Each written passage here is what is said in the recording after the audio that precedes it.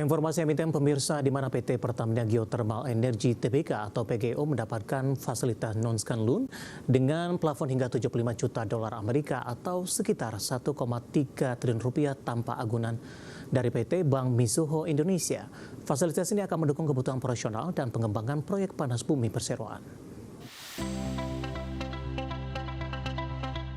Dikutip dari Keterbukaan Informasi Bursa Efek Indonesia, Direktur Keuangan PT Pertamina Geothermal Energy, Frans Setia Huta Barat mengatakan, kerjasama ini menjadi langkah strategis dalam memperluas akses pendanaan perusahaan, sekaligus memperkuat fleksibilitas pembiayaan untuk mendukung agenda pertumbuhan jangka panjang. Persero mengapresiasi kepercayaan dan dukungan Bank Mizuho Indonesia melalui fasilitas ini. Fasilitas ini akan mendukung kebutuhan operasional dan pengembangan proyek-proyek perseroan ke depan, sekaligus menjadi fondasi kemitraan jangka panjang yang saling menguntungkan. Perseroan berharap kolaborasi ini dapat terus berkembang dan bersama-sama mendorong percepatan transisi energi menuju net zero emission di Indonesia. Direktur Marketing PT Bank Mizuho Indonesia Heru Gautama Hatman mengatakan, kerjasama ini merupakan wujud komitmen Bank Mizuho Indonesia dalam mendukung pengembangan energi bersih di Indonesia, sekaligus memperkuat kolaborasi jangka panjang dengan PGEO. Bank Mizuho Indonesia berharap kerjasama ini bukan hanya menjadi fasilitas pembiayaan, namun menjadi bentuk dukungan terhadap ambisi perseroan untuk menjadi salah satu contoh pengembangan panas bumi, bukan hanya di Indonesia tetapi juga di dunia. Manajemen menegaskan kerjasama ini turut memperkuat ekosistem pendanaan hijau perseroan yang sebelumnya telah didukung berbagai sumber pembiayaan termasuk instrumen pembiayaan berkelanjutan dan kerjasama dengan berbagai lembaga keuangan internasional. Persero terus mengedepankan strategi pendanaan yang sehat dan prudent untuk memastikan keberlanjutan investasi pada proyek-proyek pengembangan panas bumi. Melalui kolaborasi dengan berbagai institusi keuangan internasional, Persero memperkuat fondasi pendanaan guna mendukung target kapasitas terpasang yang dikelola mandiri mencapai 1 gigawatt di 2028 dan meningkat menjadi 1,8 gigawatt di 2034. Berbagi sumber, IDEX Channel.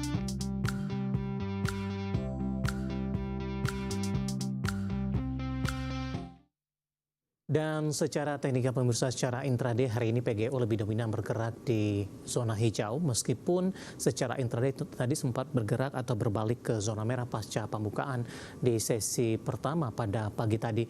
Langsung saja kita ke grafis yang pertama, kita akan coba lihat pergerakan saham PGO di sepanjang perdagangan hari ini. Ditutup di perdagangan akhir pekan lalu, saham PGO ditutup di level 985 pemirsa, dibuka di zona hijau pada pagi tadi di level 990. Beberapa menit pasca pembukaan, PGO sempat berbalik ke zona merah ke level 970. 10.25 mengalami penguatan yang cukup signifikan ke 1050. Namun di jelang penutupan sesi pertama pada siang tadi bergerak flat atau penguatan terbatas di level 1000-an dan posisi yang sama di pembukaan sesi kedua. Namun secara intraday di sepanjang perdagangan sesi kedua, PGO sempat melanjutkan penguatan yang cukup signifikan ke 1015 dan saat ini menguat di 2,03%, laju penguatan terbatas di 1005. Kita akan coba lihat pergerakan saham PGO dalam beberapa bulan terakhir. Lebih cenderung mengalami tekanan pemirsa, namun di perdagangan Juli mencoba untuk bangkit kembali.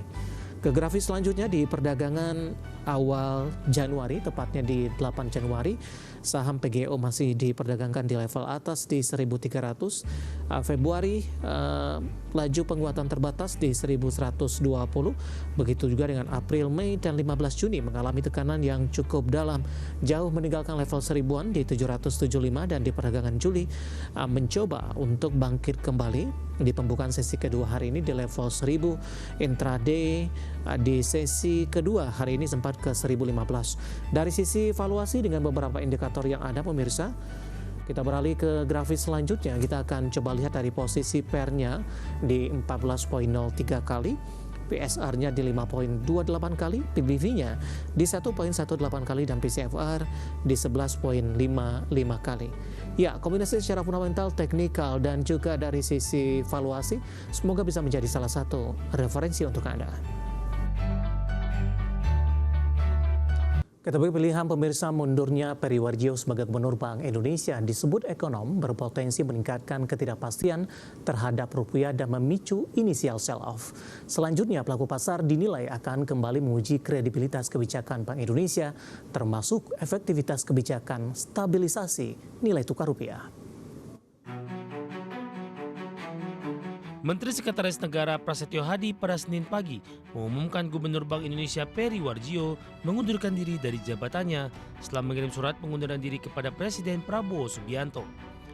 Prasetyo Hadi mengatakan pemerintah menerima surat pengunduran diri Peri pada Minggu 26 Juli 2026. Selanjutnya Presiden menerima pengunduran diri tersebut sesuai mekanisme yang diatur dalam undang-undang.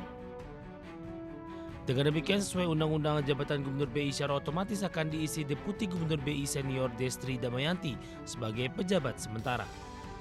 Dalam kesempatan yang sama, Mensesnek meminta masyarakat tetap tenang dan menegaskan koordinasi antara pemerintah dan BI akan tetap berjalan sebagaimana mestinya.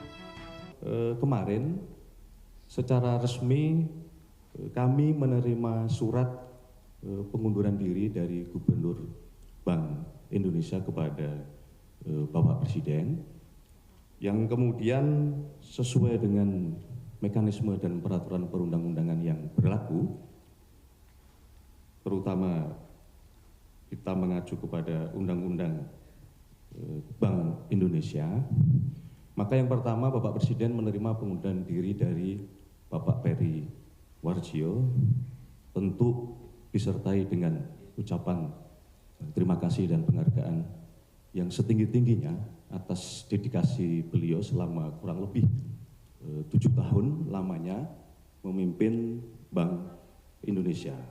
Sementara itu, ekonomis and fixed income analis MNC Sekuritas Ridwan Adi Gunawan menyatakan pengunduran diri Peri Warjio menjadi kejutan bagi market, terutama di tengah kondisi Bank Indonesia yang baru saja menahan BI rate di 5,75% setelah menaikkan suku bunga secara kumulatif 100 basis point sejak Mei. Ia mengatakan pengunduran diri yang mendadak berpotensi meningkatkan uncertainty premium terhadap rupiah dan memicu initial sell-off. Dan market kemungkinan akan kembali menguji policy credibility BI serta efektivitas kebijakan stabilisasi nilai tukar. Adapun dampak selanjutnya usai pengunduran diri Gubernur Bank Indonesia Peri Warjio, ekonom menilai akan sangat bergantung pada proses penunjukan gubernur definitif yang baru dan apakah kandidat tersebut dipersepsikan sebagai teknokrat yang pro stabilitas. Berbagai sumber ada Channel.